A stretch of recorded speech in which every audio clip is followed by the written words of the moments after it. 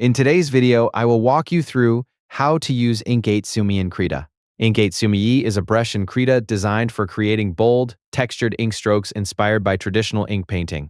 It's great for expressive line art, brush lettering, and artwork that needs strong and natural-looking marks. Open the brush presets docker, search for Ink Sumi and select it. Start drawing with smooth, flowing strokes to create bold lines and textured marks. Use this brush for expressive details, strong outlines, and areas where you want more variation in your ink strokes. For better results, layer your strokes and experiment with different brush movements to build up texture and depth. The brush works well for creating artwork with a natural ink appearance. Adjust the brush size depending on the effect you want.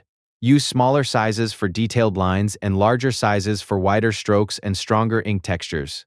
Ink Sumi is a great choice for creating expressive ink drawings with bold strokes, rich texture, and a traditional brush-like finish in Krita.